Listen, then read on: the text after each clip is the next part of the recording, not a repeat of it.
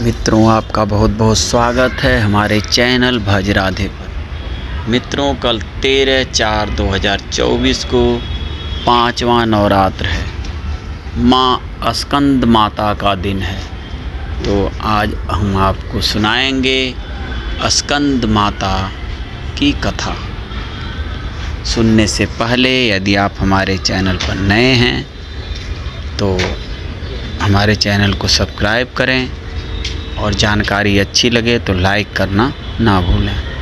देरी ना करते हुए आइए आपको सुनाते हैं माँ स्कंद माता की कथा। नवरात्रि का 5वां दिन स्कंद माता की उपासना का दिन होता है। मोक्ष के द्वार खोलने वाली माता परम सुखदाई है। माँ अपने भक्तों की समस्त इच्छाओं की पूर्ति करती है। भगवान स्कंद कुमार कार्तिकेय नाम से भी जाने जाते हैं। ये प्रसिद्ध देवासुर संग्राम में देवताओं के सेनापति बने थे। पुराणों में इन्हें कुमार और शक्ति कहकर इनकी महिमा का वर्णन किया गया है। इन्हीं भगवान स्कंद की माता होने के कारण माँ दुर्गा जी के इस स्वरूप को स्कंद माता के नाम से जाना जाता है। स्कंद माता की 4 भुजाएं हैं। इनके दाहिनी तरफ की नीचे वाली भुजा जो ऊपर की ओर उठी हुई है उसमें कमल पुष्प है, और बाईं तरफ की ऊपर वाली भुजा में वर मुद्रा में तथा नीचे वाली भुजा जो ऊपर की ओर उठी है उसमें भी कमल पुष्प ली हुई हैं। इनका वर्ण पुनः शुभ्र है। एक कमल के आसन पर विराजमान रहती हैं। इसी कारण इन्हें पद्मासना देवी भी कहा जाता है। सिंह भी इनका वाहन है। नवरात्रि पूजन के 5वें दिन का शास्त्रों में पुष्कल महत्व बताया गया है। इस चक्र में अवस्थित मन वाले साधक की समस्त बाह्य क्रियाओं एवं चित्त वृत्तियों का लोप हो जाता है। वह विशुद्ध चैतन्य स्वरूप की ओर अग्रसर हो रहा होता है। साधक का मन समस्त लौकिक, सांसारिक, मायिक बंधनों से विमुक्त होकर पद्मासना माँ स्कंद माता के स्वरूप में पूर्णतः तल्लीन हो जाता है।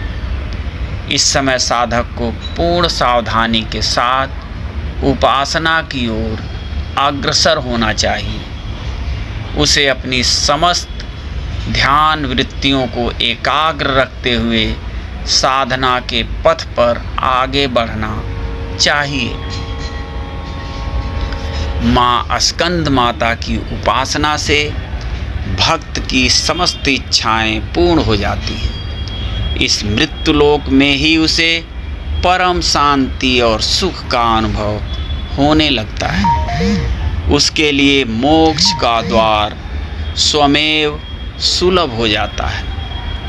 स्कंद माता की उपासना से बाल रूप स्कंद भगवान की उपासना भी स्वमेव हो जाती है। यह विशेषता केवल इन्हीं को प्राप्त है। अतः साधक को स्कंद माता की उपासना की ओर विशेष ध्यान देना चाहिए। सूर्यमंडल की अधिष्ठात्री देवी होने के कारण इनका उपासक अलौकिक तेज एवं कांति से संपन्न हो जाता है।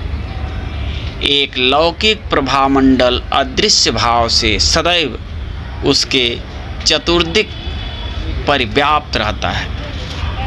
यह प्रभामंडल प्रतिक्षण उसके योगक्षेम का निर्वहन करता रहता है। हमें एकाग्र भाव से मन को पवित्र रखकर माँ की शरण में आने का प्रयत्न करना चाहिए। इस घोर भवसागर के दुखों से मुक्ति पाकर मोक्ष का मार्ग सुलभ बनाने का इससे उत्तम उपाय दूसरा नहीं है। प्रत्येक सर्वसाधारण के लिए आराधना योग्य यह श्लोक सरल और स्पष्ट है। माँ जगदम्बे की भक्ति पाने के लिए इसे कंठस्थ कर नवरात्रि में 5वें दिन इसका जाप करना चाहिए।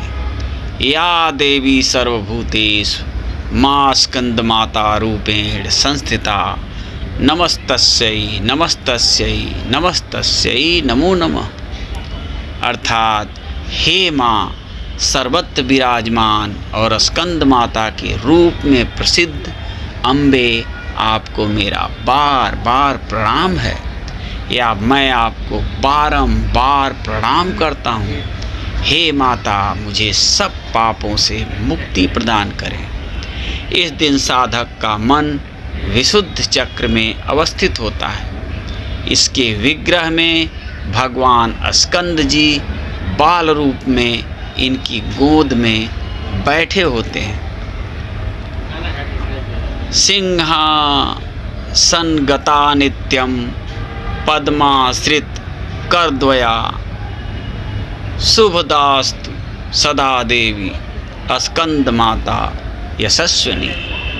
जय माता दी। स्कंद माता की ये कथा यहीं पूर्ण होती है। यदि कथा आपको अच्छी लगे तो हमारे चैनल को लाइक और सब्सक्राइब करना ना भूलें। फिर मिलते हैं अगले कथा कहानियों के साथ। तब तक के लिए जय माता दी।